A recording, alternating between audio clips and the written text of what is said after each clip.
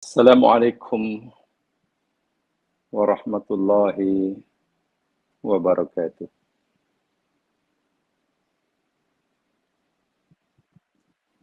Alhamdulillahi rabbil alamin.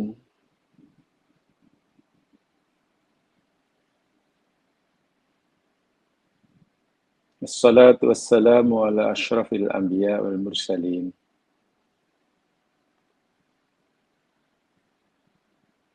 Nabihi wa rasulihi Muhammad sallallahu alaihi wasallam al-mab'uth rahmatan lil alamin.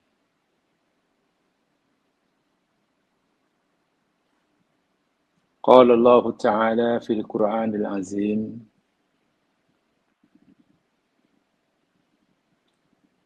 Ba'da a'udzu billahi minasy syaithanir rajim.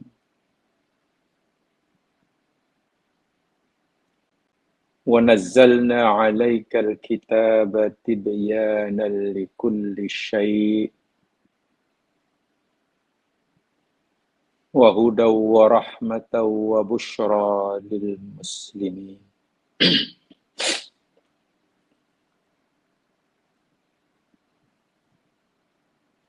Allah Subhanahu wa taala berfirman yang bermaksud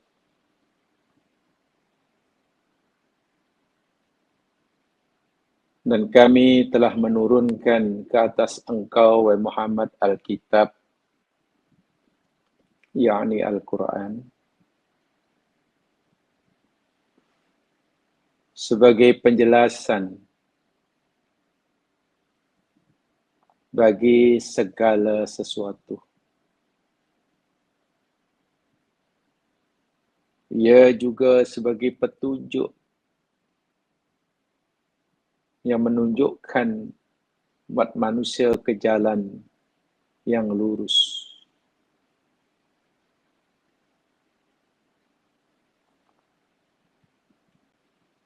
Ianya juga sebagai rahmat, limpahan kasih sayang Allah kepada hamba-Nya.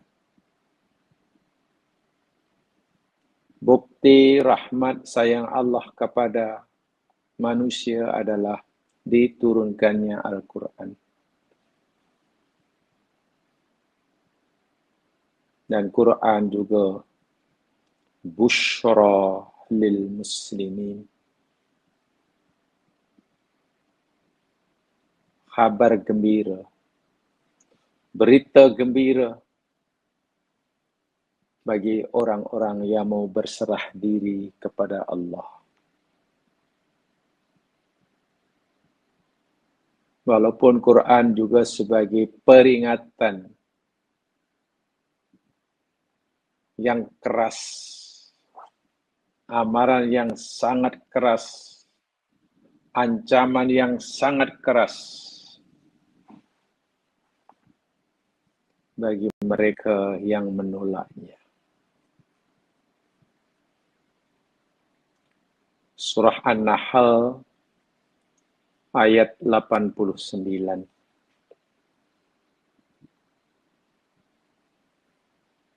Quran yang sedang kita pelajari, yang telah, sedang, dan akan terus kita pelajari,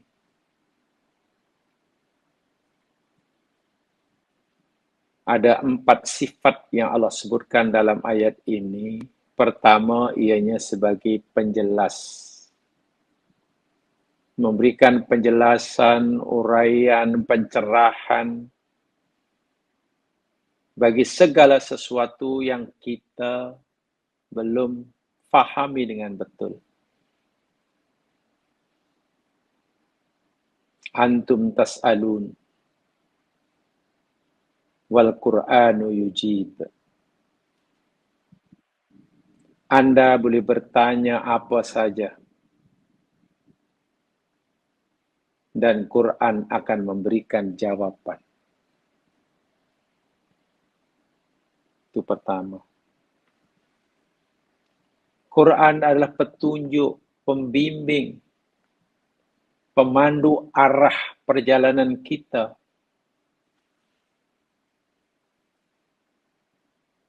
Kita tidak mungkin tahu amalan apa yang Allah suka kita melakukannya, kita tidak akan tahu amalan apa yang Allah tak suka kita mengerjakannya tanpa diberitahu olehnya melalui kitab sucinya. Kemudian disampaikan dan diterangkan oleh Nabi utusannya. Kita tak tahu surga itu di mana, berapa jauhnya, jalan ke sana itu melalui apa, tak tahu. Sementara semua kita inginkan masuk surga. Macam mana kita nak pergi ke suatu tempat tanpa mengetahui jalannya, caranya, bekalan apa yang perlu dibawa? Tidak mungkin kita sampai ke tempat tujuan yang kita maukan. Maka Quran memberikan garis panduan. Seakan-akan kalau kamu betul-betul nak masuk surga, aku beritahu jalannya ini. Bekalan yang kamu kena bawa ini. Syarat-syaratnya seperti ini. Ya, ibaratnya Quran benar-benar memberikan panduan yang terang. Kena bawa pasport. Apa pasportnya masuk ke? Bila sampai sana nanti pintu tertutup. Kamu kena ada passwordnya. Itu Quran semua beritahu. Ya, bahasa sekarang kita nak buka apa-apa kan kena password. Surga pun ada passwordnya. Apa passwordnya? Tanya Quran, tanya Rasulullah. Allah tu Ar-Rahman Ar-Rahim yang ketiganya. Allah tu Rahman Rahim. Dan bukti rahmat Allah kepada manusia, satu di antaranya yang paling besar sekali, diturunkannya Al-Quran. Dengan ayat mudah, Quran adalah rahmat terbesar Allah kepada hambanya. Dan yang keempatnya, Quran berisikan puluhan, ratusan, ribuan, bahkan tidak terkira berita-berita menggembirakan. Harapan-harapan yang menggiurkan. Yang ditawarkan dan sekaligus dijanjikan olehnya untuk diberikan pada siapa saja yang aslama yuslimu, Islam Muslim, berserah diri. Bukan sekadar memeluk agama yang bernama Islam. Muslim di sini bukan sekadar orang yang memeluk agama yang bernama Islam, tapi yang benar-benar aslama yuslimu Islam. Total submission kepada Allah. Seperti Nabi Ibrahim pernah istiharkan dirinya. Hanifan muslima. Aku ni hanif. Aku ni muslim. Wa ana minal muslimin. Ana awalul muslimin. Aku ni orang muslim. Di situ jangan diartikan bahwa Ibrahim itu memeluk agama yang bernama Islam. Bukan. Tapi Ibrahim memeluk agama yang inti ajaran agamanya mewajibkan ia berserah diri secara total terhadap dia menciptanya. Suruh duduk, suruh berdiri. Tengok Nabi Ibrahim. Suruh tinggalkan anak isteri tempat yang belum layak dihuni, lakukan. Suruh sembelih satu-satunya anak kesayangannya yang telah puluhan tahun ditunggu, dia lakukan. Itu namanya Islam. Orangnya dipanggil Muslim. Tapi kalau orang beragama yang namanya Islam, tapi Allah suruh berdiri, dia duduk. Allah suruh keluar, dia masuk. Allah suruh diam, dia cakap. Allah suruh cakap, dia diam. Ya macam mana nak kata Muslim? Ya, boleh hanya kata telah beragama yang bernama Islam. Quran. 4 cirinya. Berdasarkan surah An-Nahl ayat 89. Nah, di dalam surah Yusuf yang sedang kita pelajari di jamaah sekalian, sebagai contoh nyata, bahwa Quran itu adalah tibyan, hudan, rahmah. Penuh dengan pengajaran, sekaligus boleh dijadikan panduan hidup. Bahasa yang mudah lah. Seakan-akan Allah memberitahu kita setelah kita mempelajari kisah Yusuf, jika kamu ingin berjaya seperti mana Yusuf berjaya dunia akhirat, ikuti jejak langkah Yusuf nabiku itu. Apa sikapnya ketika aku uji dia dengan pelbagai kesusahan dunia. Contohi dia. Zaman kanak-kanak, zaman remajanya. Apa sikapnya ketika ia dirayu untuk melakukan maksiat oleh pembesar. Wah, masa itu Yusuf bukan siapa-siapa, bukan orang terkenal. Asal dirinya pun tidak diketahui oleh orang Mesir. Statusnya hanya hamba abdi. Tapi sanggup menolak permintaan orang besar untuk buat maksiat. Wah, Yusuf alaihissalam waktu itu kalau dia ingin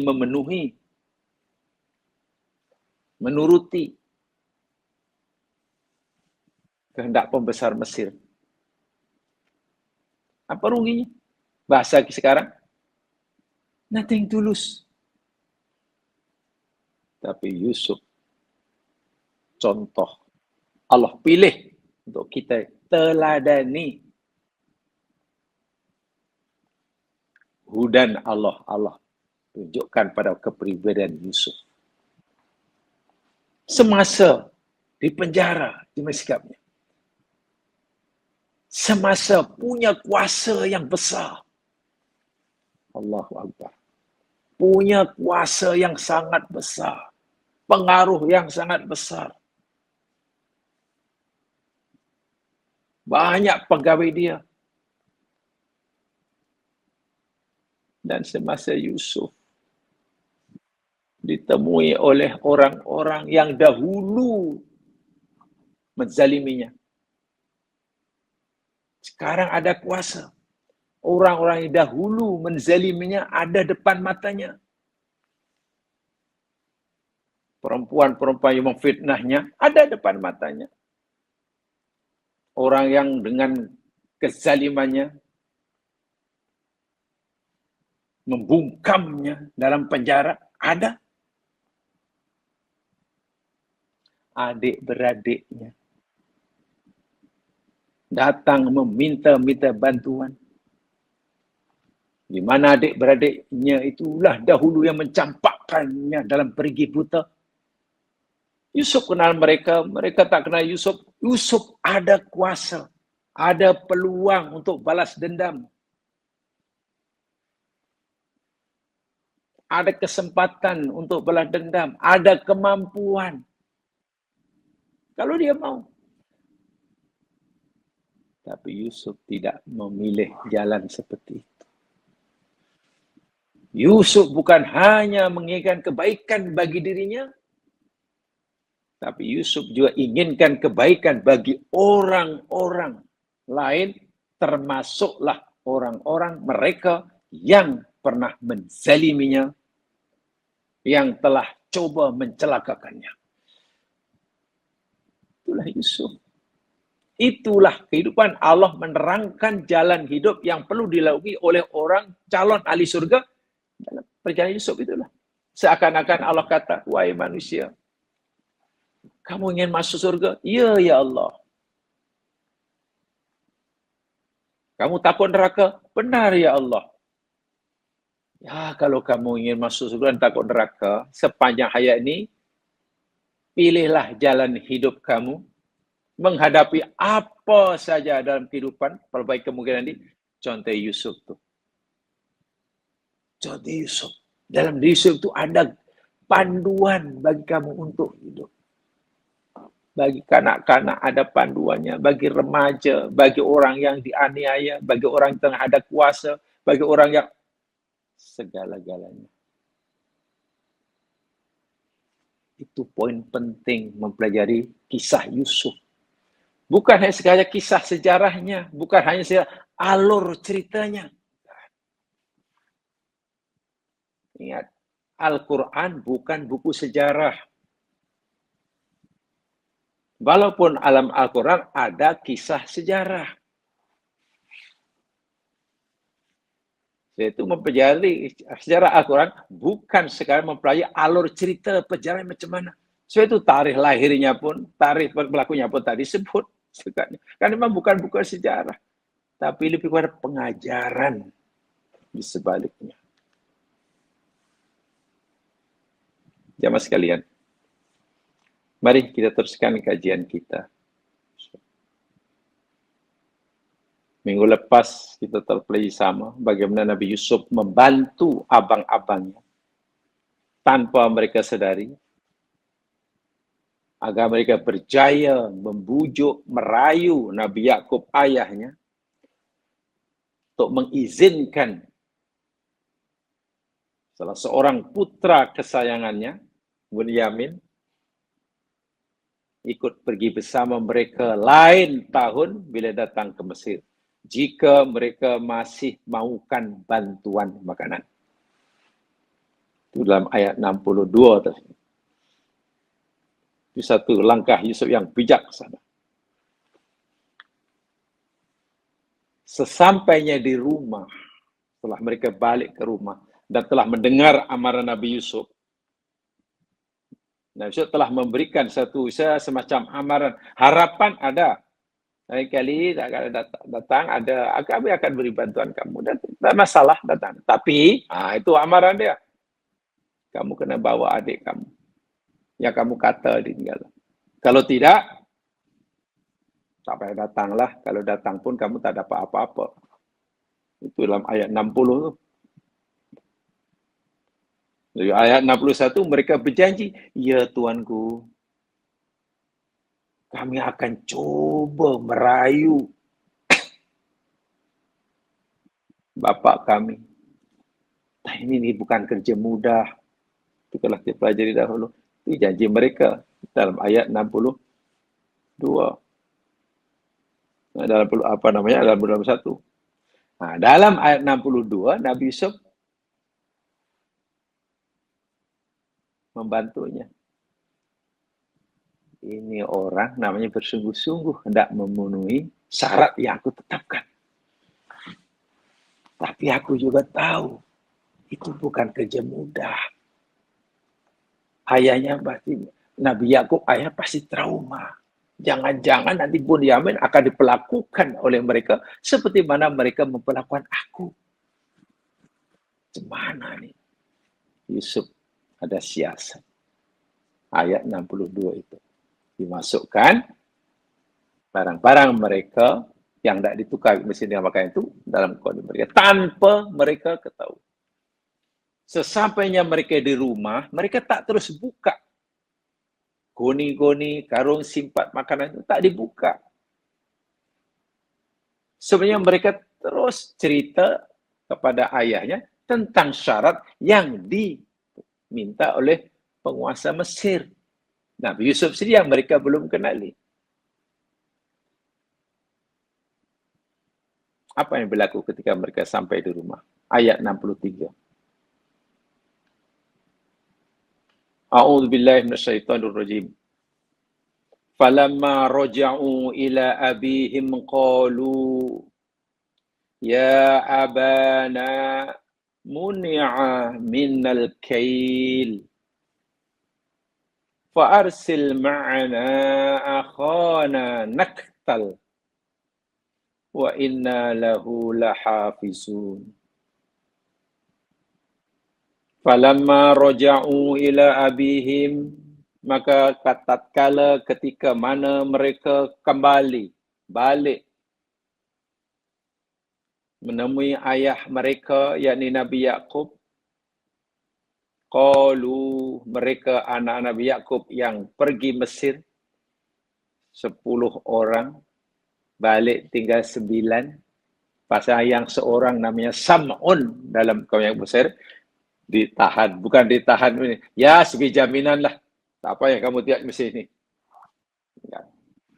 Sam'un agak mencurigakan kata pergi Mesir. Bahasanya lain. Dia jadi juru cakap, tapi lain. Jangan-jangan mata-mata.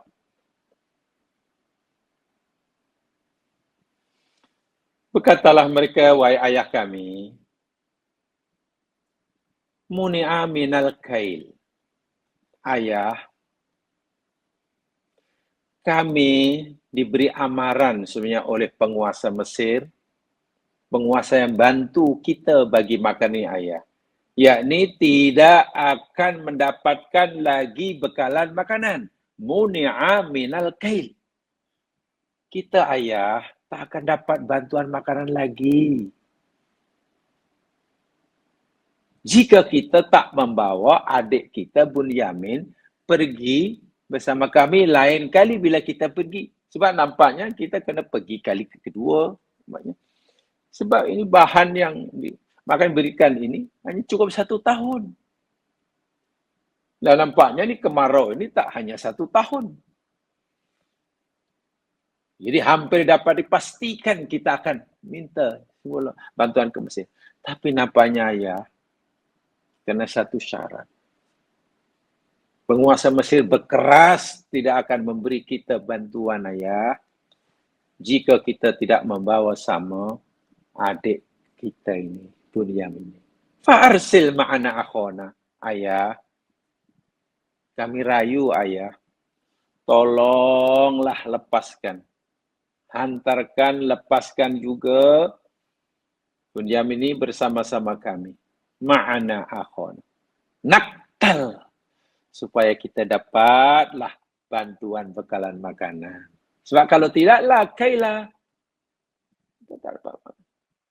Dan kami berjanji ayah, wa inna lahu lahafizun. Dan juga kami semua berjanji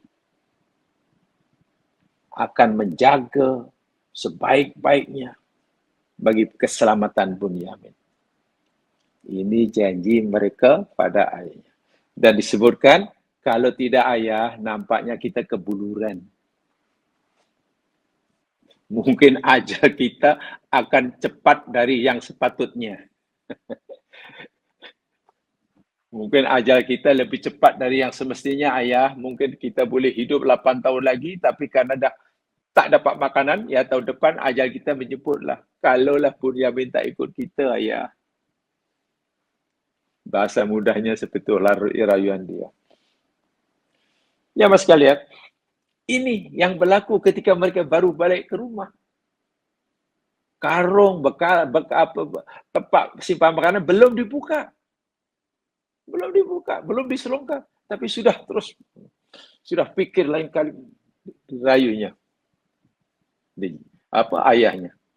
Bahawa mereka tidak akan dapat bantuan sama sekali jika kita datang semula ke Mesir tahun hadapan.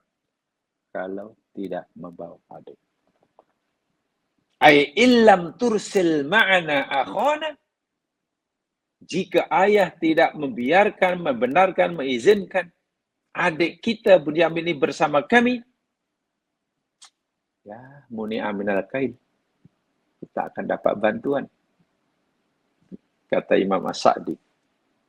Ai liyakuna dzalika sababan likailina ayah, agar ianya menjadi asbab kita dapat bantuan semula, ya ayah kena izinkanlah. Kita tak ada pilihan ayah. Mereka izinkan Bunyamin. Tummal tazamu lahu bihifdih. Lalu mereka punya komitmen yang kuat. Memberikan komitmen yang kuat pada ayah. Ayah, kami memberikan komitmen kepada ayah. Akan menjaga Bunyamin. daripada perkara-perkara yang ayah tidak inginkan. Yakinlah ayah pada kami. Itu cara mereka merayu di salah kepada ayahnya. Ingat ya, saya ulangi sekali, ini berlaku sesampainya mereka di rumah. Jumpa ayahnya. Goni makanan belum diselongkar, belum dibuka. Dibuka. Hampir semua ulama tafsir mentafsirkan, saran kepada ayat ini lebih kurang seperti itu semuanya. Kalau dalam tafsir Al-Wasit, Dr. Said Tontowi berkata, Ya abana laqad hakamal azizu misra bi'adami bai'i ta'amilana ba'da hadil marrah idza lam na'khud mana akhwana Bunyamin. Ayah, penguasa Raja Mesir ayah telah memberikan kata putus kepada kami bahwa mereka tidak akan melakukan jual beli makanan mereka dengan kita ayah. Tak akan. Jika kita tidak membawa sama Bunyamin. Putus. Kita tak boleh berniaga. Jangankan minta bantuan. Nak tukar barang pun tak boleh. Liyarahu inda audatina ilahi. Karena dia nak lihat. Nak jumpa saudara kita yang kaya, yang kita telah sebutkan. Masa datang itu, kami cerita. Sebenarnya kami ni ada 11 orang. Tapi kami hanya datang 10 orang. Tolonglah tuanku, bagi kami lah bekalan makanan untuk cukup, untuk 11 orang, cukup bekalan 1 tahun. Dia kata, mana yang seorang? Seorang di rumah. Tak apalah, aku bagi 11 jugalah, walaupun kamu datang 10. Tapi ingat, lain kali kalau nak datang, bawa semua 11. Ini. Jadi bila bahawa itu pertama kan bahawa kami tak cakap bohong kepada tuanku Mesir. Pertama, untuk menjadi asbab kita dapat bantuan makanan semula ayah. Yang keduanya, untuk meyakinkan penguasa Mesir yang kita tak cakap bohong.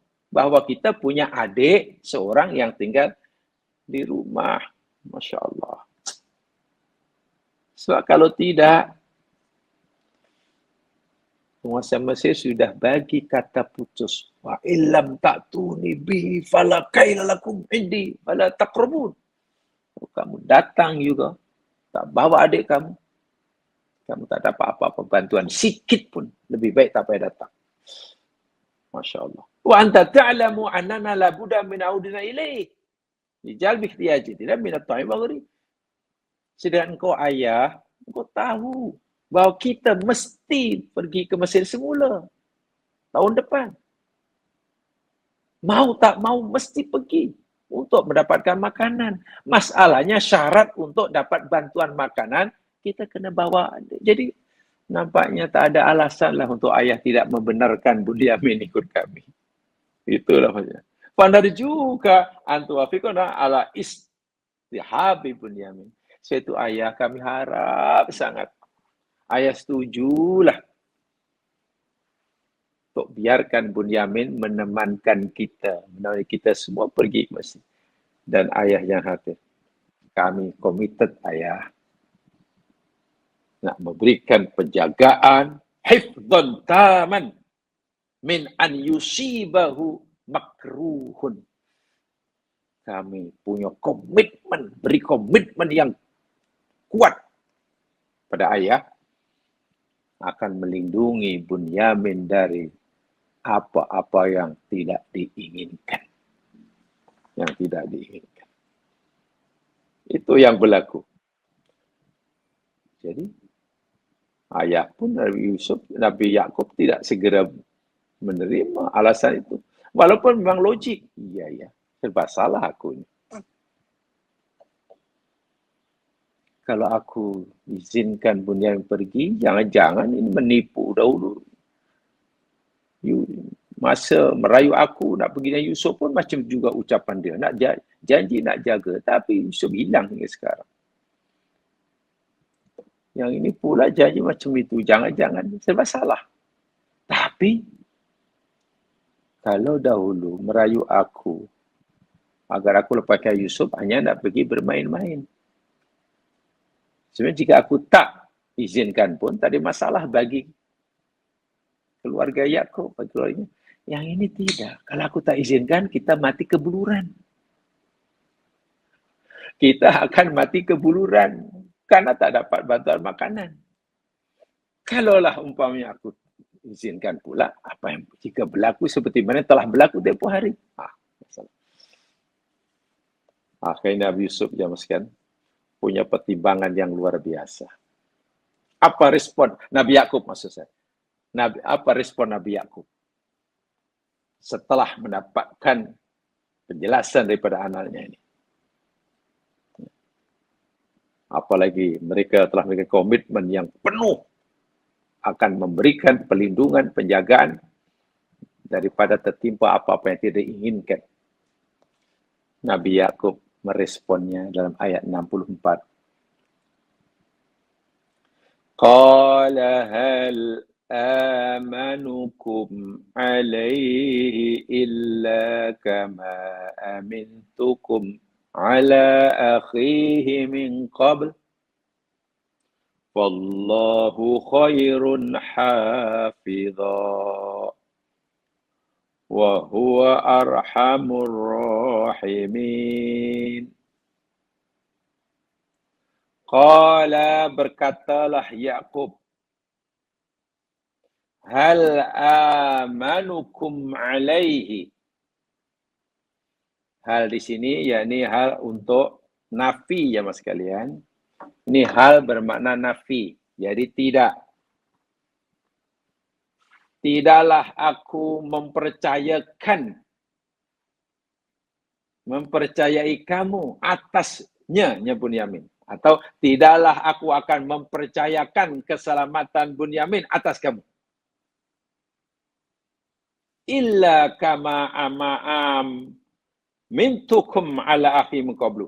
Ya, kecuali sebagaimana aku telah amanahkan dahulu, percayakan kata kamu atas saudaranya, maksudnya Yusuf dahulu. Aku, bahasa mudah, anakku, ayah tidak senang-senang, ayah, dengan tidak mudah mengizinkan, mengabulkan pilihan kamu. Kecuali bila ayah memberikan kepercayaan, membenarkan Bunyamin bersama kamu karena percaya pada kamu, seperti mana yang kamu itu janjikan dahulu kepada ayah ketika kamu merayu ayah untuk melepaskan Yusuf. Jadi kena janji. Dan mereka janji. Tapi nampak Nabi Yakub masih meragui, sekarang ginilah. Wallahu khairun hafidha. Ini bezanya. Allah itu sebaik-baik yang menjaga, yang memelihara. Bahwa arhamur rahimin. Dan dia Allah itu yang zat yang sekasih-kasih yang mengasihi. Baik. Secara ringkas ini. Dahulu Nabi Yakub mengizinkan Nabi Yusuf yang masih kecil pergi bermain dengan abangnya karena abangnya berjanji akan menjaganya. Lalu Nabi Yakub kata, iya. Tapi yang ayah khawatir Yusuf nanti dimakan serigala, sedangkan kamu leka dan lengah.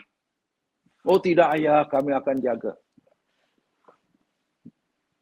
Kalau kita bicara ikut mufasir-mufasir yang agak dalam sedikit memahaminya.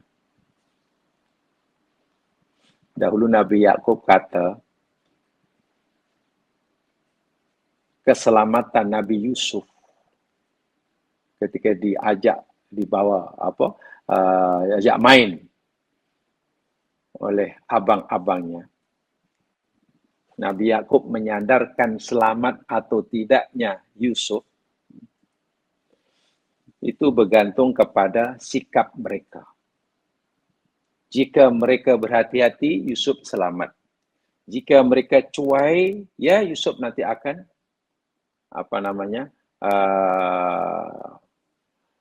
tidak selamat. Dan itu dinyatakan dalam ayat ke-13 dahulu. Ayah takut Yusuf nanti akan makan serigala, sedangkan kamu leka.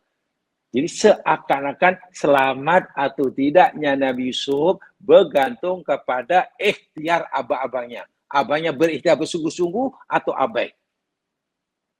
Kalau dalam bahasa akidah, seakan-akan Nabi Yakub menggantungkan keselamatan Yusuf kepada asbab. Kepada asbab. Kalau kamu jaga betul-betul, perhatikan betul-betul, Yusuf nanti selamat. Tapi kalau kamu leka, habis. Batu berasbab. Itu ketika mereka berjanji untuk menjaga Yusuf. Itu dijelaskan dalam ayat yang ke-13 dahulu. Sekarang, Nabi Yakub lain. Boleh saja kamu berjanji, ya, kamu telah berikan komitmen kepada aku bahwa kamu akan menjaga Bunyamin. Iya. Tapi sebetulnya aku tak yakin keselamatan Yusuf bergantung kepada usaha kamu. Sama ada Nabi Yakub sudah tidak meyakini, mempercayai janji anaknya, atau Nabi Yakub sudah mulai menukar selamat atau tidaknya seseorang, berlaku atau tidaknya sesuatu.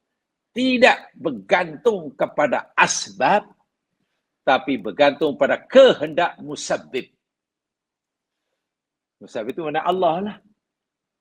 100% selamat atau tidak bergantung pada kehendak Allah. Kalau Allah kehendaki selamat, selamat. Walaupun mungkin tidak menggunakan asbab dan alat. Sebaliknya jika Allah menghendaki orang itu tidak selamat, walaupun dijaga rapi sekalipun, tidak selamat. Jadi terjadi atau tidak, berlaku atau tidak sesuatu itu bergantung pada musabbibnya, bukan asbabnya. Tidak bergantung kepada sunnatullahnya, tapi bergantung pada masyiatullahnya. Di sini. Karena sunnatullah tidak bersifat mutlak. Sunnatullah tidak mutlak. Ya, contoh mudah lah. Saudara-saudara sekalian, katalah. Ada pertanyaan. Menurut pendapat kamu, bila ada seorang bayi, katalah, terjatuh dalam kolam, atau jatuh dalam pada sungai, hanyutkan di banjir, yang keras, 1 jam, 2 jam, dah 2 hari. Agak-agak bayi itu masih hidup atau sudah mati. Saya yakin semua kita akan kata, pasti matilah. Pasti mati. Pasal apa? Hanyut dalam sungai. Tenggelam dalam air. Memang begitu sunatullahnya.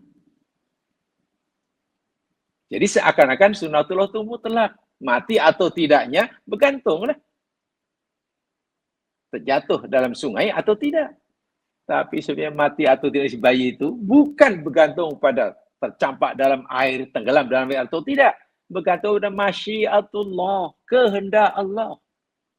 Masya'akana wa ma lam yasha' lam yakun. Apa yang Allah kehendaki itu pasti terjadi. Apa yang Allah tidak kehendaki tidak terjadi. Contoh Nabi Yunus. Bukan hanya tercampak dalam sungai, arus sungai banjir, telan di ikan. Masuk dalam perut ikan. Ikan pula berenang dalam laut. Bukan sejam 2, berhari-hari. Kalau kita, katalah, melihatnya dari sudut sunnatullah, garanti matilah itu Yunus. Mana mungkin tak mati. Tapi Allah kata, tak. Aku belum menghendaki Yunus mati, tak mati. Mati atau tidak Yunus bukan pasti telan ikan atau tidak. Tapi mati atau hidup Yunus bergantung pada kehendak aku. Kalau aku kehendaki dia hidup, hidup. Walaupun mungkin ditelan dalam perut ikan, katalah 1000 tahun sekalipun. Tapi kalau aku kehendaki mati, kalau aku kehendaki Yusuf mati, jangankan ditelan di ikan. Kalau Allah kendakilah, jangankan orang itu ditelan di ikan. Tertelan ikan pun mati. Kalau begitu, mati atau tidaknya seseorang, hidup atau tidak seseorang, berlaku atau tidak, berkata masyiatullah. Sunatullah sifatnya hanya relatif. Betul kita disuruh menjalani hidup sesuai dengan sunatullah. Kalau kamu bawa bermain dengan adik nak ya, tolong jaga betul-betul ya. Jangan sampai jatuh ya, jangan sampai culik orang. Iya, betul. Tapi jangan kita menggantungkan keselamatan diri seseorang pada diri kita, penjagaan kita, ambil berat kita. Serahkan pada sana. Nah, di sini Nabi Yakub dah sedar. Oh, kamu memang perlu menjaga Bunyamin. Tapi aku yakin Allah subhanahu wa ta'ala. Masya Allah. Ini pengajaran yang luar biasa bagi sepatutnya jamaah sekalian. Nah, Bunyamin kata, yakni, sungguh pun kamu wajib berusaha sungguh untuk pastikan adik kamu ni selamat, boleh bawa semula, tapi aku yakin, Fallahu khairun hafizah. Allah itulah yang sebaik-baik penjaga. Bila Allah sudah jaga, Allah tak perlu asbab. Bahkan mungkin Allah tidak perlukan bantuan kamu. Betul. Habis kalau Allah kedaki Yusuf selamat, lalu kenapa kita masih disuruh menjaganya? Itu perintah Allah, itu namanya ibadah. Kita buat apa yang suruh itu ibadah. Ada ganjarannya. Sama nanti hasilnya ada atau tidak, itu cerita lain. Allah suruh kita sakit, Allah suruh berubat. Iya. Islam suruh kita berubat. Mengikuti sunatullah. Wahai yang menyembuhkan kita nanti sembuh dari penyakit atau tidak, Allah. Bukan obat, bukan doktor. Kalaulah bukan doktor, bukan obat, bukan rawatan yang boleh menyembuhkan penyakit saya, tapi terpulang pada Allah. Kehendak Allah. Lalu buat apa kita berubat? Kalau Allah kehendak kita berubat pun kan sembuh. Kalau Allah tak kehendak kita sembuh, biar kita berubat kan juga tak sembuh. Lalu buat apa? Jangan berfikir salah seperti itu. Berikhtiar menjalani hidup sesuai dengan sunatullah itu ibadah perintah Allah. Maka kita kena buat. Dan bila kita buat ibadah, hasilnya jangan dirisaukan. Orang sakit berusaha berobat, itu ibadah. Nanti sembuh atau tidak, itu tak penting. Yang penting ia sudah melakukan ibadah. Paham ya? Kalau kita ingin selamat, ya janganlah terjun ke sungai yang sedang banjir. Kalau kita ingin tidak mati, jangan terjunlah dalam bunuh diri. Tapi kan perkurang Allah. Kalau kedaki hidup, Nabi Yunus hidup. Tak boleh. Kalau kita ingin selamat, jangan masuk rumah terbakar. Kenapa tak boleh? Kan orang mati atau hidup itu bukan pasal api. Pasal kehendak Allah. Kalau kehendak Allah kehendaki masih hidup walaupun dicampur dalam api, Nabi Ibrahim hidup. Tak boleh begitu. Allah larang kita mencapai diri dalam kebinasaan. Sebab itu meninggalkan larangan Allah itu ibadah, dapat pahala. Ada api berkobar, kita mengelakkan diri, itu ibadah. Sama ada nanti selamat atau tidak, disambar di api, mati atau tidak, itu bukan urusan kita. Di sini Nabi Yakub mengajarkan satu pengajaran. Dan itu memang jamasnya dipahami oleh Syekh Mufassir ya. Oleh Syekh Mufassir. Contoh saya bacakan ya. Ini saya kutip dari tafsir Ruhul Bayan fi Tafsiril Quran. Nama tafsir itu Ruhul Bayan fi Tafsiril Quran.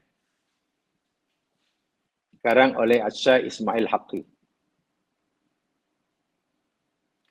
Qala Ka'ab lama qala Yaqub, ketika Nabi Yakub berkata, fallahu khairun hafidha. Allah adalah sebaik-baik penjaga. Dikatakan dalam tafsir ikut mufassir ni ya, Allah menjawab. Ketika Nabi Yakub kata Allahu khairun hafidha, Allah jawab. Allah merespon. Wa izzati la aruddanna alaika kilaihima. Demi keperkasaan dan kemuliaan keagungan aku, wahai Yakub, sungguh pasti aku akan kembalikan kepada kamu kedua-duanya sekali. Bukan sekadar aku kembalikan Bunyamin kepada kamu, tapi juga Yusuf yang kamu rindui, yang kamu tak tahu cerita selama ini pun aku kembalikan kepada kamu. Ba'dama tawakkalta alayya, selepas engkau bertawakal pada aku. Dahulu kamu tersilap. Kamu mengandalkan keselamatan Yusuf pada penjagaan abang-abangnya. Bila abang yang jaga, selamat. Bila cuai, kamu lupa. Yang jaga itu aku. Sekarang kamu serahkan keselamatan anakmu Bunyamin. Kamu gantungkan harapan kamu, bukan penjagaan abang-abangnya yang dia janjikan itu, tapi kamu kepada aku. Nah, kamu benar-benar telah tawakal kepada aku. Maka aku beri jaminan, wahai Yakub, la aruddanna alaika kilaihima ba'dama tawakkalta alayya. Aku akan kembalikan kamu kedua-duanya sekali selepas engkau bertawakal. Ikhtiar, kemudian bertawakal. Kalau kita tengok Yusuf ayat 13, kan di situ tidak dijelaskan ayat apa tawakalnya. Di sinilah yang rahasia dia. Kita sakit, berusaha, berobat, sila selagi mampu. Tapi jangan sandarkan sembuh atau tidak kepada dokter yang merawat, obat merawat. Sandarkan kepada dia. Mohonnya ke sana. Ya Allah, kabulkanlah permintaan hamba-Mu. Ya Allah, kehendakilah ikhtiar hamba-Mu ini berjaya. Sudah. Karena kalau Allah, kan innama amruhu idza arada syai'an kun. Ikhtiar setinggi langit sekalipun, menepati hukum sunatullah sekalipun, jika Allah kata kun tak jadi, kun jangan jadi, tak jadi. Tapi kalau Allah kata kun jadi, jadi. Di situ sandaran orang mukmin yang semestinya. Tawakal. Tapi jangan salah paham. Kita diwajibkan tawakal tidak bermakna kita menafikan ikhtiar. Sama sekali tidak. Tawakal hukumnya wajib. Ikhtiar pun wajib. Orang ikhtiar tanpa tawakal, menggantungkan harapkan semata pada ikhtiarnya, itu jatuh syirik. Namanya syirik asbab.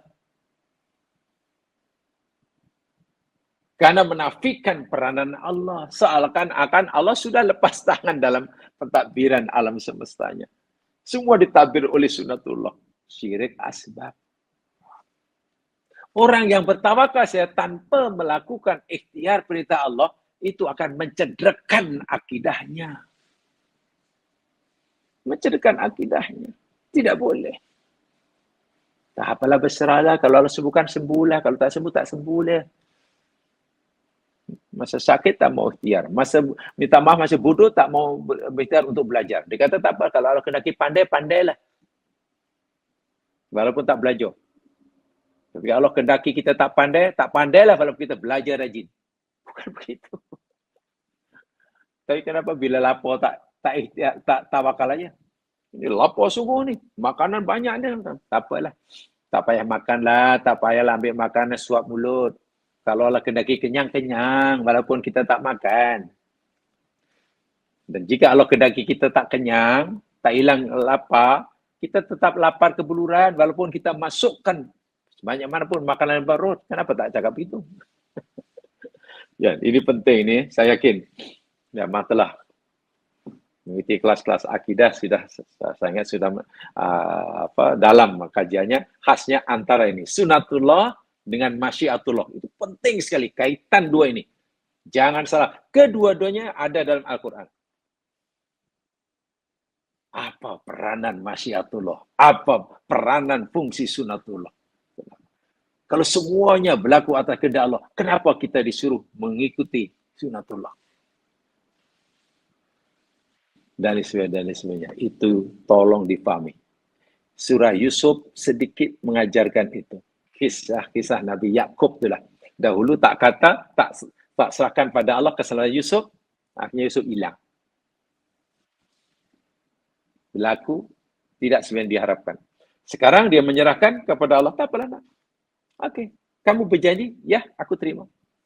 Kamu berikan komitmen bahawa kamu akan menjaga Bunyamin, ya, aku terima. Tapi aku yakin, sebenarnya keselamatan anakku Bunyamin ini bukan pada kesungguhan kamu nak menjaga Yusuf. Walaupun kamu akan menjaga Yusuf, tapi aku yakin pada Allah.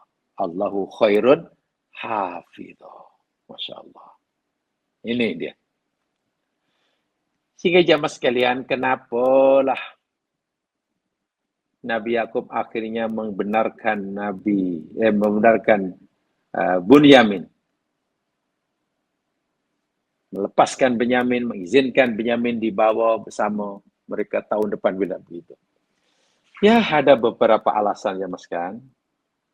Ada beberapa alasan. Yang pertama, annahum kabaru wa malu ila khairi wassalah.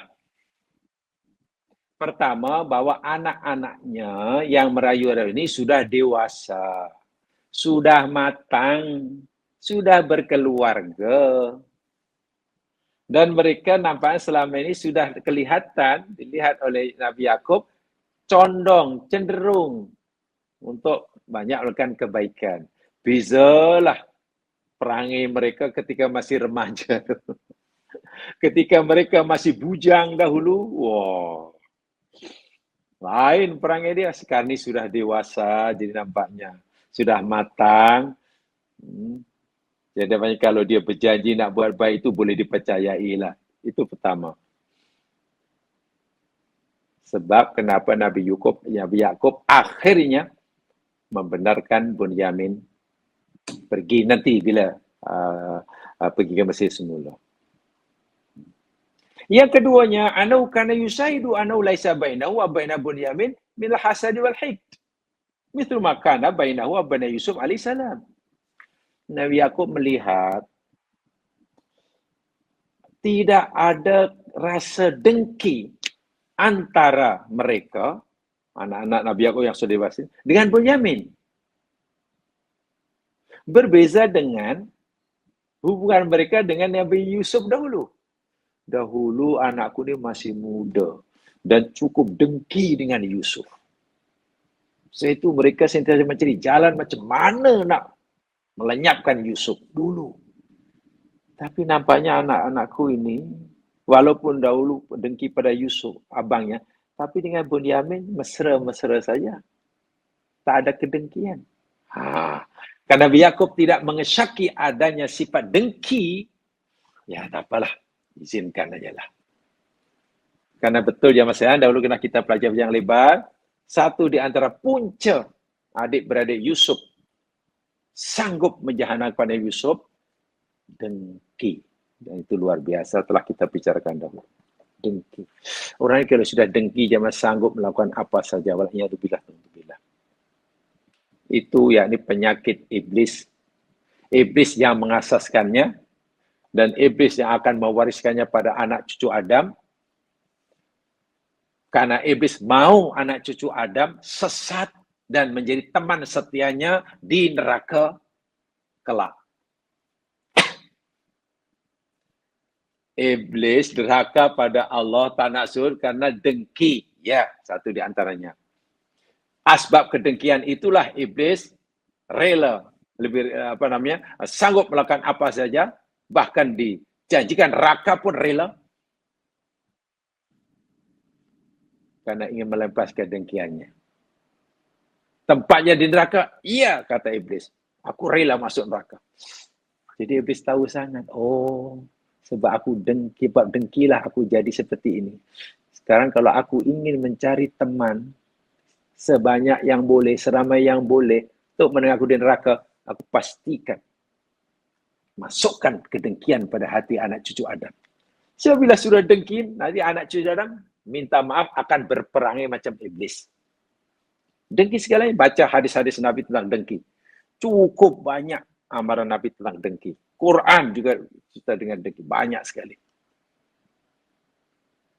Bahkan hadis yang menakutkan kita, iyaku wal hasad. Fa'inal hasada yakul hasanat kama ta'kulun narul hatab. Jauh oleh kamu sifat dengki.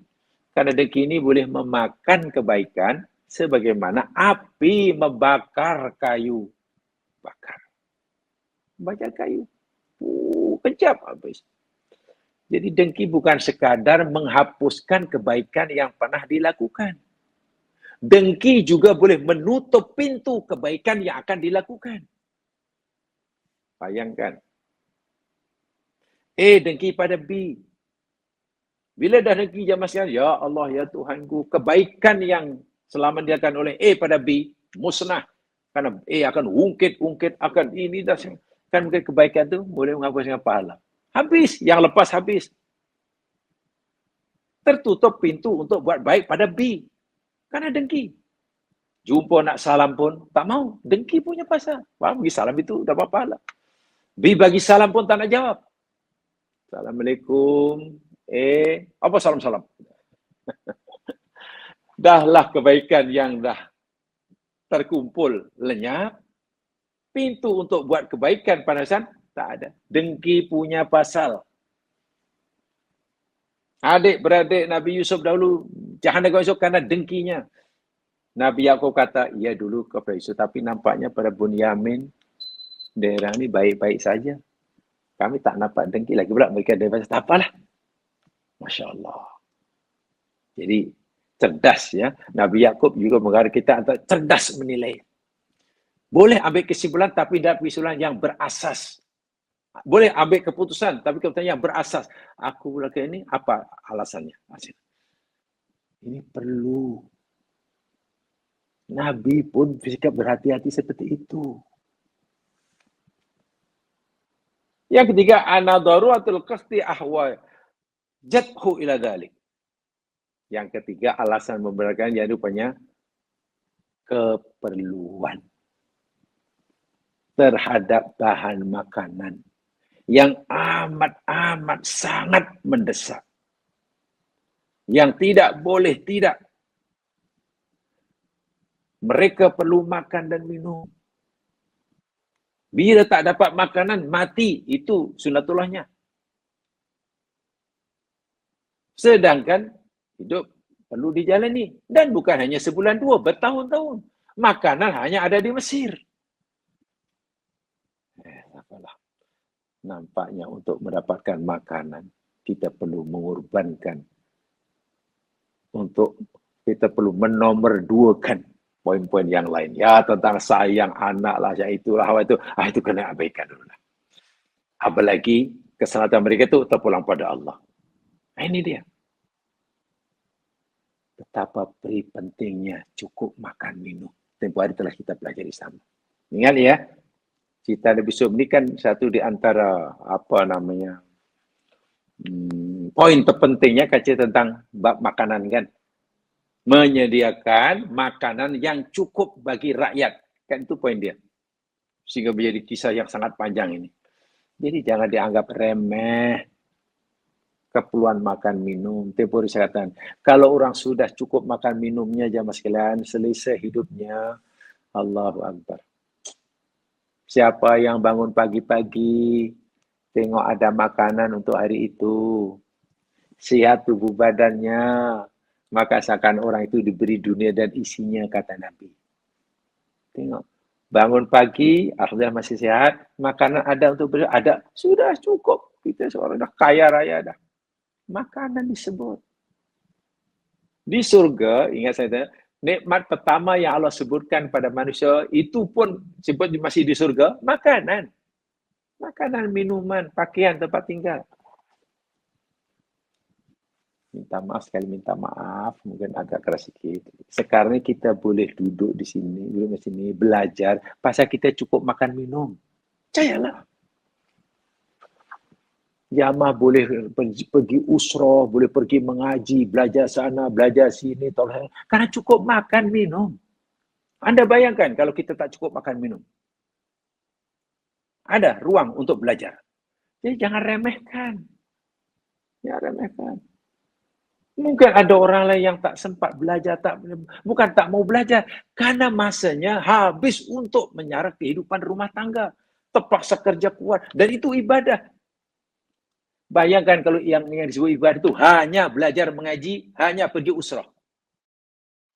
Mencari nafkah bukan ibadah. Kasihan orang yang tidak punya kehidupan yang selesa, terpaksa bekerja siang malam petang untuk menyara kehidupan rumah tangganya, sehingga tak ada ruang untuk belajar. Kalau itu tidak disebut ibadah, ruginya. Ibadah macam-macam. Itu ibadah tuh, mencari yang halal. Masya Allah.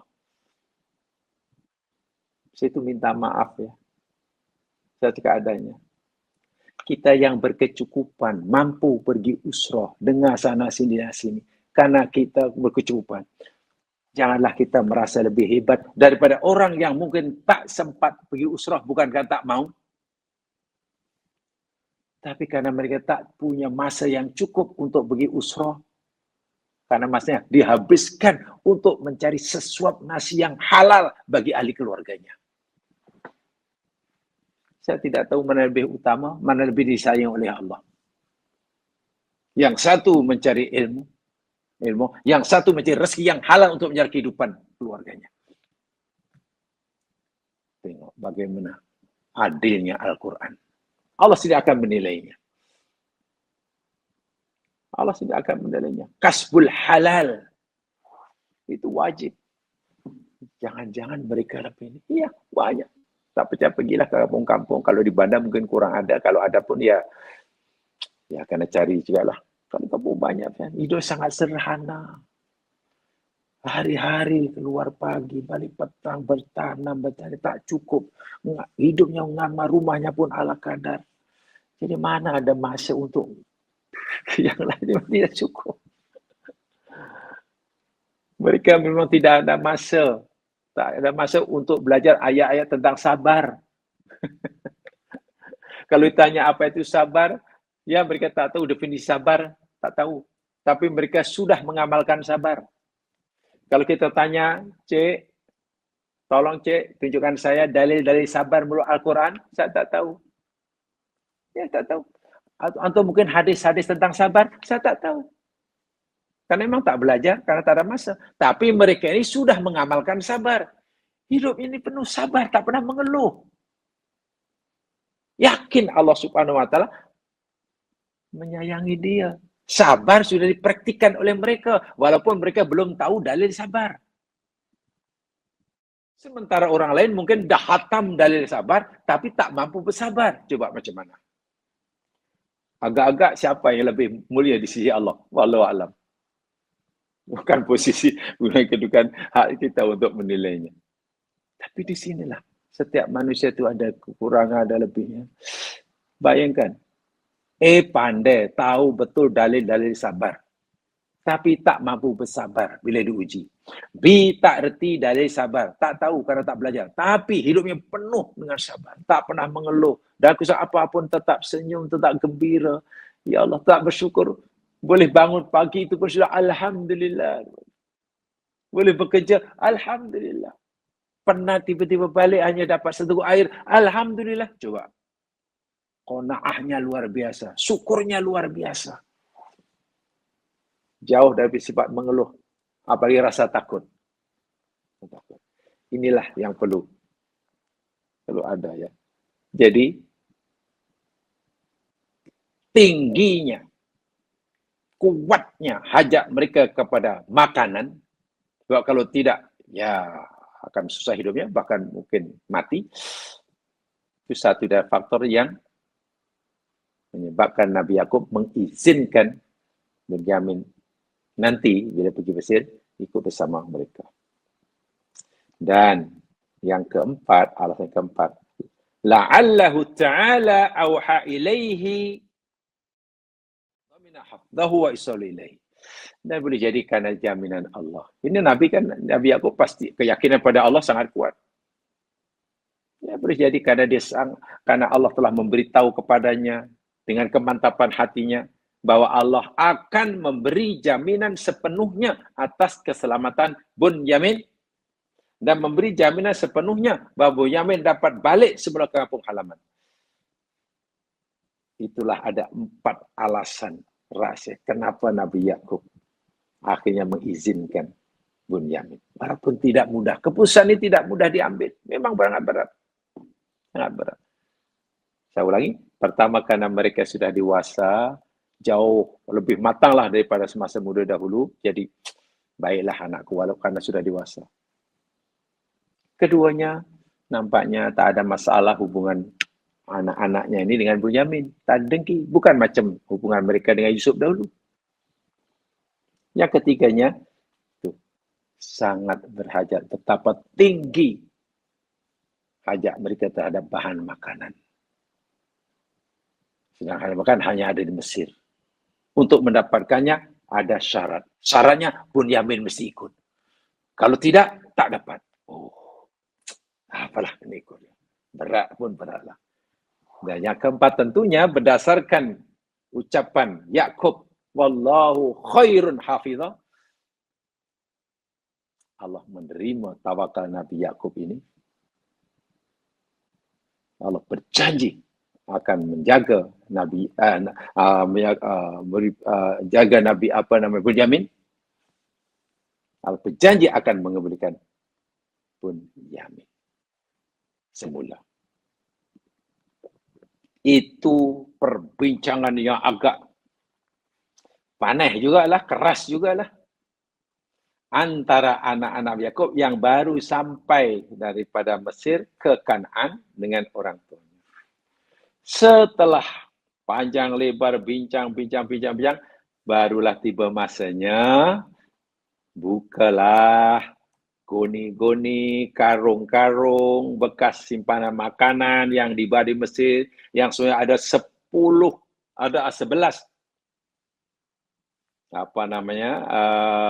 yang dibawa oleh unta ni. 11 ekor unta.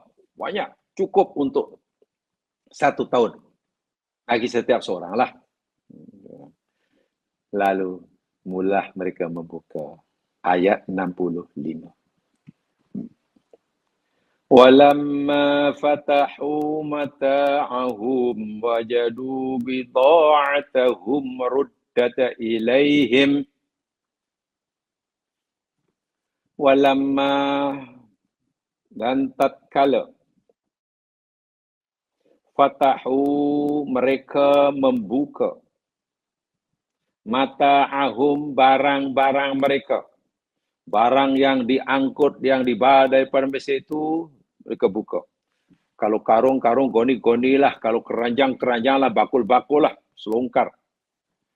Terkejutlah mereka. Wajadu, mereka dapati, mereka temukan bida'atahum. Allahu Akbar. Barang-barang penukaran yang mereka nak tukar ke Mesir itu ruddat ilaihim. La ilaha illallah Rasulullah. Macam mana ni ya? Ini penguasa Mesir tersilap ke, lupa ke, atau apa tujuannya ini? Makanan kita dapat. Cukup, tak kurang sikit pun untuk 11 orang rombongan. Walaupun hanya 10 orang yang pergi. Tapi kenapa barang-barang kita yang sebenarnya sebagai barang tukaran, kan barter trade kan? Walaupun nilai tidak seberapa, kan barang-barang kulit, sandal, selipar, kata Ibnu Abbas, dipulangkan. Tak mereka sedari karena ditimbus dalam makanan itu. Kalau mereka terkejut, sangat terkejut. Kalau mereka berkata, ya abana, mana pergi? Wahai ayah kami, Apalagi yang kita maukan, ayah? Apalagi yang kita inginkan, ya? Mana pergi? Hadhihi bid'atuna ruddat ilaina. Ini barang-barang tukaran kita nih ya, yang kita bawa barang produk ini untuk kita tukar dengan makanan, ruddat ilaina, dikembalikan, ya. Apalagi yang nak, ya. Bahasa mudanya beginilah, ayah ini. Ayah, penguasa ini sangat baik, ayah, pada kita. Dia memberikan layan pada kita melebihi daripada permintaan kita. Tengok, kita bukan sekadar mendapatkan bahan makanan yang kita minta. Barang-barang tukaran kita pun dikembalikan. Jadi jika dia minta memberikan satu syarat, lain kali kalau nak datang untuk mendapat makanan, kita perlu buat ada, itu bagi saya kecil lah, ya. Apalagi kita nak minta, nak bukti apa lagi, ayah? Tidak mungkinlah penguasa Mesir ini punya siasat yang tak baik, niat yang tak baik. Ketika meletakkan syarat, minta syarat satu, adik kena dibawa. Tengok bukti kebaikannya, ya. Kita rugi sikit pun, ya. Barang-barang kita dikembalikan. Bukan itu saja, wanamiru ahlana. Masya Allah. Kami pula dapat berikan makanan kepada keluarga kita, ya. Apa yang kita perlukan dapat semuanya, cukup untuk kita 1 tahun. Barang-barang kita dipulangkan. So kita, Allah, dapat memang percuma lah. Cuma 100% hanya. Baik sungguh orang ini. Jadi kalau orang seperti ini, penguasa seperti ini meletakkan syarat, jangankan syaratnya hanya kita mesti bawa adik. Syarat lebih itu pun kita patut penuhi, ya. Apalagi yang kita nak cari. Itulah Yusuf benar-benar membantu mereka, memudahkan mereka dalam rayuannya kepada bapaknya. Seperti tadi saya katakan begitu. Wa nafadu akhona. Ayah, nampaknya kita ada alasan, ayah, untuk ayah tidak benarkan Bunyamin lain kali pergi bersama kita. Apalagi kami berjanji untuk menjaganya. Nahfadu akhona. Ditambah pula penguasa nampaknya sang orang yang jauh lebih baik dari apa yang kita sangkakan. Orang yang jauh lebih dermawan daripada orang yang kita sangkakan.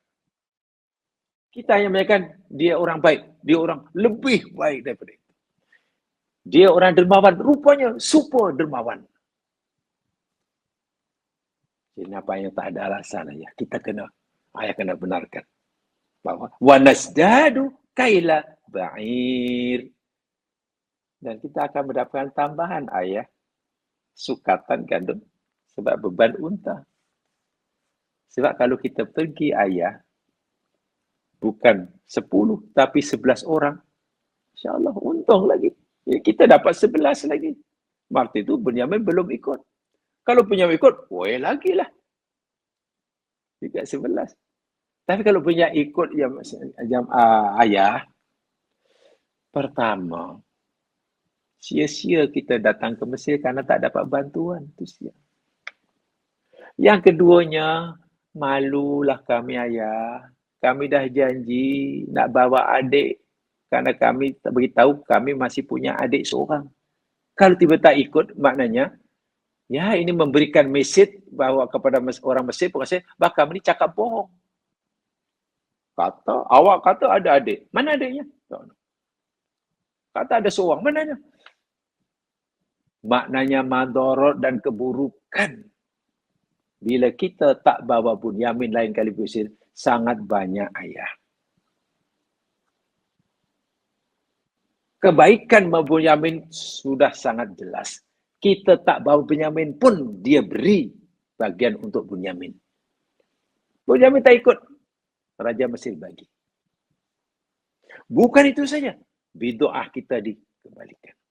Dalika kailun yasir. Dan itu sukatan yang mudah, ya, bagi raja yang sedermawan sebaik Mesir itu. Itu kecil, ya. bagi bantuan lebih bagi mereka.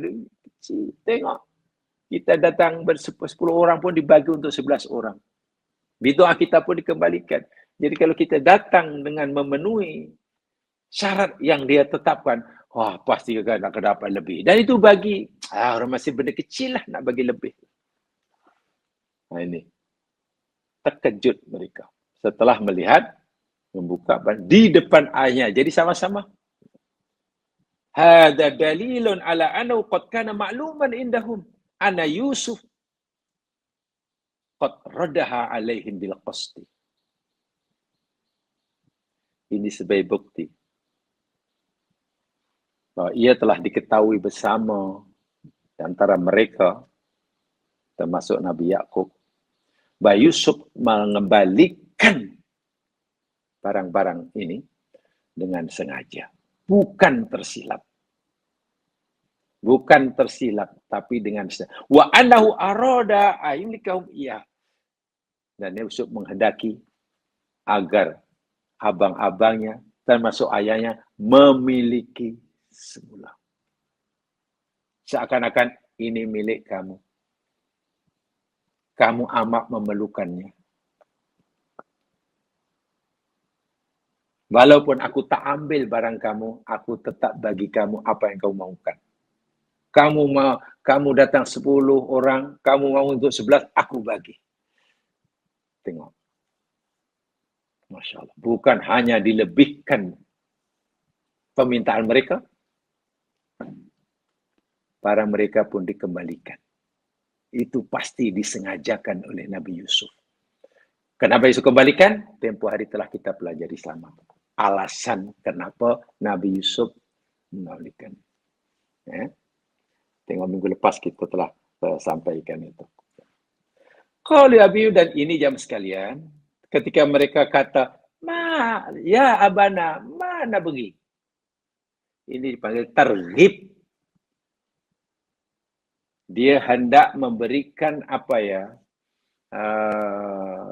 membangkitkan rasa keinginan dalam diri Nabi Yakub untuk lain kali mengizinkan Bunyamin pergi bersama. Seakan-akan kalau dengan bahasa yang agak kasar, kalau ayah masih berkeraslah nak tidak mau mengizinkan Bunyamin bersama kami. Apalagi yang ayah nak. Kita minta pun diberikan lebih dari yang kita minta. Barang kita pun dia tak nak ambil. Sebaik mana orang seperti ini? Takkan orang sebaik penguasa Mesir seperti ini. Kita nampak ni ya. Hanya dengan meletakkan satu syarat. Bila kita mau bantuan, kita tak penuhi. Nah, apalagi nak kita ya. Dia hanya perlu satu syarat aja. Kalau kita perlu bantuan lagi. Nah, ini cara mereka merayu. Ayu syai'in natlub ba'da hadzal ikramul jamil. Ayah, kebaikan apa lagi yang kita nak daripada kedermawanan, kemurahan hati penguasa Mesir ini. Kita telah mendapatkan melebihi daripada apa yang kita hajarkan. Dia minta satu syarat pun, kalau kita tak penuhi, itu apa lagi yang kita nak. Lainlah kalau dia pernah minta syarat banyak, lalu kita dibagi sikit. Itu lain cerita. Dia minta macam-macam syarat, tapi dia bagi kita sikit. Kita minta 10, bagi 4. Patutlah kita tak layan lain kali. Ini tidak. Allahu Akbar. Haitu wafalan al-kail, dia telah memenuhi sukatan, cukup. Warada alaina bidu'atana ala wajhil hasan, dan dia pun telah kembalikan kepada kita semua barang tukaran kita, baik tak rusak sama sekali, elok. Tapi mereka tak mau terima. Al-mutabil ihsahi wa makarim akhlak, dan itu bukti bahwa penguasa Mesir ini orang sangat ikhlas dan punya budi pekerti yang luhur, yang mulia, sangat tinggi. Buktinya ini.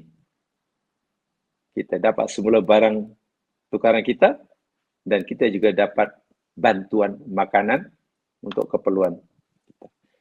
Ai idza dahamna li abi akhina sara sabandikai lihilana. So itu ayah, kami ulangi lagi semula. Bila kita lain kali pergi bersama adik kita, nah itu menjadi asbab kita untuk mendapatkan bantuan untuk kali yang kedua yang lebih banyak. Matan lahum bimahum atau nilimilkun. Itu rayuan mereka dalam kata Imam As-Sa'di. Imam As-Sa'di. Kata Syaitan Tawi, "Tsumma tajal abna'u ba'da hadil muhawarah ma'abihim ila amdiatihim. Yaftahuha wa yukhriju ma fiha min zadin hadaruhu bihim minsra." Setelah mereka berbincang panjang lebar dengan ayahnya, yang mukharah yang panjang lebar, lalu mereka pergi kepada amti'ah, barang-barang yang dibawa dari Mesir, untuk mereka buka sama-sama dan keluarkan apa isinya, makanan yang mereka bawa dari Mesir itu. Fakanatil mufajahlati hakahal Quran. Dan sesuatu berlaku tanpa diduga oleh mereka. Setelah dibuka, barang mereka dikembalikan. Hina fatahu aw'iyatahum allati bidakhiliha at-tu'am alladhi ishtarawhu min azizi Misra. Buka karung mereka, didapati makanan ada, barang-barang tukaran mereka pun ada di dalamnya. Dan ini membuat mereka wadahisu, mereka kagum, mereka heran, dan berkata li abihim muta'ajjibin, dan mereka berkata pada ayahnya dengan penuh takjub, rasa pelik, heran, kagum, ya abana manabri. Itu sebenarnya kata-kata ta'ajub, kata Dr. Said Tontowi. Said Tontowi. Jadi kata Dr. Said Tontowi dalam tafsirnya Al-Wasid, manabwi, kalimah ma itu yakni istifhamiyah. Ma istifhamiyah, tapi lit ta'ajjubi. Ma pertanyaan, istifham, tapi faedahnya untuk menzahirkan ta'ajub. Kalimat tanya yang bermaksud mengungkapkan rasa kagum. Nah itu. Ma istihamiyah lit ta'ajubi. Apa lagi yang kita cari nih ya? Itu sebenarnya pertanyaan, betul. Tapi tidak perlu jawaban. Karena yang bertanya bukan ingin jawabannya, sesuatu yang dia begitu. So, yang bertanya ingin menzahirkan kekaguman, ketakjuban, rasa pelik dan heran. Jadi sang bertanya ingin menzahirkan, mengasyikkan keheran-heranannya. Itu dipanggil istifham lit ta'ajjub. Lit ta'ajjub. Jadi ini kaitannya dengan perasaan ya, syukur ya, dengan rasa, bukan dengan fikir. Jadi orang yang ta'ajub itu kan, kita paham itu heran, tapi mampukah kita merasakan rasa heran yang dialami oleh orang yang mengalaminya? Kan tak mampu kan. Nah, di sinilah perlu kita coba bayangkan. Ada orang kagum, terkejut lagi kagum, lalu dia ungkapkan dengan bahasa yang menunjukkan ia kagum dan terkejut. Itu betul. Tapi kita yang membaca dari jauh, membaca kisahnya, adakah kita mampu merasakan seperti yang dia rasakan? Nah, ini soal lain. Agama kita menyuruh kita, kalau baca Al-Quran, coba kita dapat merasai, melakukan apa yang dirasakan oleh orang yang ditinggal dalam Al-Quran itu. Nah, itu baru penghayatan. Yang akan membuat hati bergetar itu macam itulah. Kita dapat merasakan sebagaimana dirasakan oleh orang yang Allah ciptakan dalam Quran itu. Bagaimana Nabi Ibrahim bergembira, bagaimana istri Nabi Ibrahim bergembira ketika dapat berita malaikat akan punya anak. Rasa gembira itu kalau kita dapat rasakan itu, seakan-akan kita adalah Ibrahim, seakan-akan kita adalah Sarah, itu pasti. Itu contoh penghayatan Al-Quran. Baca kita Ibrahim mendirikan Ka'bah, rasakan seakan-akan kita Ibrahim. Sebab kalau kita hanya baca cerita, ya mari baca pengalaman orang lain lah. Tapi apa untuk kita? Nah, itu dipanggil tadabbur yang dalam hati. Dan itu memang tidak mudah. Perlu cemana rasanya kalau kita yang mengalaminya. Bila kita dapat merasakan sebagaimana yang dirasai oleh orang yang diceritakan dalam Al-Quran, itu sangat tadabbur yang sudah berjaya lah. Tadabbur yang sudah berjaya. Ya Mas sekalian, maaf untuk sementara itu saja. InsyaAllah ada kesempatan kita sambung semula. Subhanakallahumma hamdika asyhadu an la ilaha illa anta astaghfiruka wa atubu ilaik. A'udzu billahi minal asy innal insana fi khusr illa alladziina aamanu wa 'amilus shalihaat wa tawassaw bil haqq wa tawassaw bis sabr. Assalamualaikum warahmatullahi wabarakatuh.